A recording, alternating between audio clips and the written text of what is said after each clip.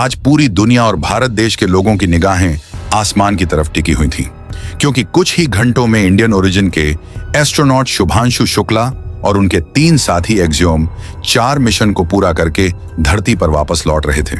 SpaceX ने अभी confirm किया था कि सब कुछ प्लान के मुताबिक चल रहा है। उनका ड्रैगन कैप्सूल इंडोरेंस बिल्कुल ऑन ट्रैक है। इंडियन टाइम के अनुसार दोपहर 3:01 पर यह आने वाला था, लेकिन उसके बहुत पहले ही यह फ्लोरिडा के तट के पास अटलांटिक ओशन में हिस्टोरिक स्प्लैश डाउन शेड्यूल हो गया। यह एक ऐतिहासिक पल है, न सिर्फ शुभांशु शुक्ला के लिए बल्कि हर उस भारतीय के लिए जो स्पेस एक्सप्लोरेशन में देश का नाम रोशन होते देखना चाहता है। सबसे पहले आइए इस मिशन की अहमियत को समझते हैं। एकम 4 नासा का नहीं बल्कि एक प्राइवेट स्पेस फ्लाइट मिशन है जिसे एक्सियोम स्पेस नाम की कंपनी ने ऑर्गेनाइज किया। इसका मकसद स्पेस में आम लोगों और प्राइवेट रिसर्चर्स के लिए एक्सेसिबल बनाना है। और इस मिशन के जरिए शुभांशु शुक्ला और उनके क्रूमेट्स ने लगभग 2 हफ्ते तक इंटरनेशनल स्पेस स्टेशन ISS पर समय बिताया। वहां उन्होंने माइक्रोग्रेविटी में कई इंपॉर्टेंट साइंटिफिक एक्सपेरिमेंट किए जिनका असर फ्यूचर में मेडिसिन, मटेरियल साइंस और टेक्नोलॉजी पर पड़ सकता है। यह मिशन इस बात का सबूत है कि अब स्पेस ट्रैवल सिर्फ सरकारी एजेंसीज तक सीमित नहीं रहा, बल्कि प्राइवेट सेक्टर भी इसमें एक बड़ा रोल निभा रहा है। और स्पेसएक्स का क्रू ड्रैगन स्पेसक्राफ्ट इस रेवोल्यूशन का एक अहम हिस्सा है।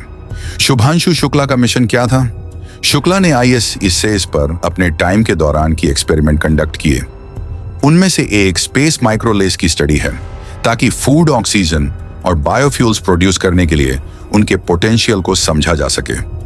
उनकी रे लेंस और वर्सटैलिटी स्पेस में लॉन्ग ड्यूरेशन मिशन पर ह्यूमन लाइफ को सपोर्ट करने में यूजफुल हो सकती है। साइनोबैक्टीरिया का सेंट्रीफ्यूगेशन परफॉर्म करते हुए शुक्ला ने इन फोटोसिंथेसिस माइक्रो ऑर्गेनिज्म के 2 स्ट्रेंथ्स को कंपेयर किया, जिसका यह समझना था कि माइक्रोग्रेविटी उनके ग्रोथ, सेल्यूलर बिहेवियर और बायोकेमिकल एक्टिविटी को कैसे अफेक्ट करती है। शुभांशु शुक्ला को दिए गए इस रिसर्च प्रोजेक्ट से भारत के आने वाले मार्स मिशन में काफी सहायता होगी। इसरो ने शुभांशु शुक्ला को ISS तक के इस मिशन के लिए अप्रॉक्सीमेटली 550 करोड़ पे किए।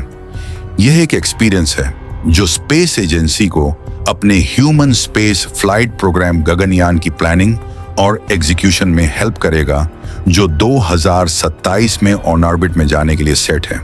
शुक्ला के लिए यह एक हिस्टोरिक ट्रिप रहा, जो ISS तक ट्रैवल करने वाले फर्स्ट इंडियन और शर्मा के 1984 में हुए पार्ट ब्रेकिंग स्पेस फ्लाइट के बाद स्पेस ट्रैवल करने वाले ओनली 2nd इंडियन बने हैं। शर्मा का स्पेस फ्लाइट तत्कालीन Soviet union salute 7 space station mission का पार्ट था। हमारे भारत के एस्ट्रोनॉट के साथ साथ उनके क्रू मेंबर्स भी वापस धरती पर उतरे। जैसे यह सफल देर रात तक शुरू हुआ, जब क्रू मेंबर्स कैप्सूल ने इंटरनेशनल स्पेस स्टेशन से सक्सेसफुली अनडॉक किया। अनॉकिंग के बेहद नाजुक प्रोसेस के बाद, जिसमें कैप्सूल को धीरे धीरे स्पेस स्टेशन से अलग किया जाता है, इसके बाद कैप्सूल ने धीरे धीरे धरती के कई चक्कर लगाए और उसके बाद वो धरती के एटमॉस्फेयर में एंटर कर गया, जिसके बाद से सबसे क्रूशियल फेज शुरू हुआ, जिसे साइंटिफिक लैंग्वेज में हम कहते हैं डी ऑन ऑर्बिट बॉर्न। इसमें कैप्सूल के थ्रस्टर्स को ऑन किया जाता है ताकि उसकी स्पीड कम हो सके और वह अर्थ के ग्रेविटेशनल पुल में आ सके। ये पॉइंट ऑफ नो रिटर्न होता है, जिसके बाद धरती पर वापसी तय हो जाती है। डी ऑन ऑर्बिट बर्न के बाद सफर का सबसे ड्रामेटिक हिस्सा एटमॉस्फेरिक री एंट्री शुरू होता है। जैसे ही कैप्सूल धरती के एटमॉस्फेयर में दाखिल होता है, हवा के फ्रिक्शन के कारण वहां एक आग के गोले की तरह दिखने लगता है। बाहर का टेम्परेचर हजारों डिग्री सेल्सियस तक पहुंच जाता है, लेकिन कैप्सूल के नीचे लगी हुई state of the art heat shield एड सॉर्ट्स को इस बड़ी हीट से बचाती है। इस दौरान कैप्सूल के चारों तरफ प्लाज्मा बन जाने की वजह से कुछ मिनट के लिए मिशन कंट्रोल से कम्युनिकेशन भी ब्रेकआउट हो गया था। ये वो पल होते हैं जब जमीन पर बैठे इंजीनियर्स और पूरी दुनिया की सांसें थमकर उनका इंतजार करती है। जैसे ही कैप्सूल एटमॉस्फेयर के घने हिस्से से निकल जाएगा, उसकी स्पीड काफी कम हो चुकी होगी। इसके बाद शुरू हुआ आखिरी स्टेज, जब 18,000 फीट की ऊंचाई पर 2 छोटे टॉर्क पैराशूट खुले और कैप्सूल को स्टेबलाइज किया और उसकी स्पीड को और कम करते गए। फिर लगभग 6000 फीट की ऊंचाई पर 4 बड़े बड़े मेन पैराशूट खुले और यह दृश्य देखने में बेहद शानदार था।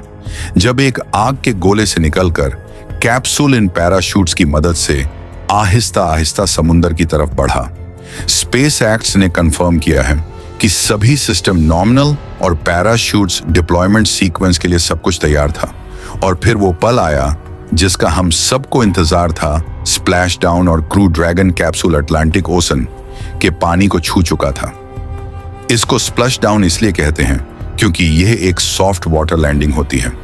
लैंडिंग लोकेशन पर स्पेस एक्स की रिकवरी शिप शैनोन पहले से ही मौजूद थी। स्प्लैश डाउन के तुरंत बाद रिकवरी टीम छोटी बोट्स और कैप्सूल तक पहुंची और उसके बाद सेफली उसे चेक किया गया। फिर उसे शिप पर होस्ट कर लिया गया और उसके बाद हैच को खोला गया और हम सब शुभांशु शुक्ला और उनके क्रू मेंबर्स मिशन को पूरा करने के बाद पहली बार देख रहे थे। शुभांशु शुक्ला जब धरती के बाहर यूएसए के इंटरनेशनल स्पेस स्टेशन पहुंचे तो उन्होंने पूरे भारतवर्ष के लिए मैसेज वीडियो कॉल के द्वारा भेजा। तो पूरे भारत का दिल वो जीत चुका था। मैसेज था 41 साल पहले एक इंडियन स्पेस में आए थे। उन्होंने हमें बताया कि ऊपर से इंडिया कैसा दिखता है। स्पेस से आज का इंडिया एम्बिशियस दिखता है, आज का इंडिया फियरलेस दिखता है, आज का इंडिया कॉन्फिडेंट दिखता है, आज का इंडिया प्राइड से भरा दिखता है, आज का इंडिया आज भी सारे जहां से अच्छा दिखता है। उन्होंने आगे कहा कि एक्सक्यूम 4 क्रू के अर्थ पर रिटर्निंग जर्नी के कमिटमेंट के इवनिंग पर उन्होंने इंग्लिश और हिंदी दोनों में बात की। स्पेस एक्सप्लोरेशन में हमारी आगे की जर्नी शायद लॉन्ग और ऑन ऑर्डर्स हो, लेकिन इसकी शुरुआत हो चुकी है। शुभांशु शुक्ला की यह वापसी राकेश शर्मा के बाद इंडियन स्पेस हिस्ट्री में एक नया चैप्टर जोड़ चुकी है। यह भारत की बढ़ती हुई स्पेस एम्बिशन को दिखाती है, जो अब इसरो के साथ साथ प्राइवेट एस्ट्रोनॉट्स के जरिए भी आगे बढ़ रही है।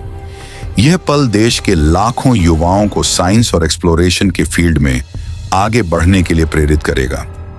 हम आपको इस हिस्टोरिक इवेंट के पल पल की खबर देते रहे हैं और आगे भी देते रहेंगे। जुड़े रहिए हमारे साथ, क्योंकि अभी खबरें और भी हैं और स्पेस में भारत को अभी और इबारत लिखनी है। शुभांशु शुक्ला ने क्या कहा धरती पर आकर वो भी आपको अगले वीडियो में बताएंगे। जय हिंद।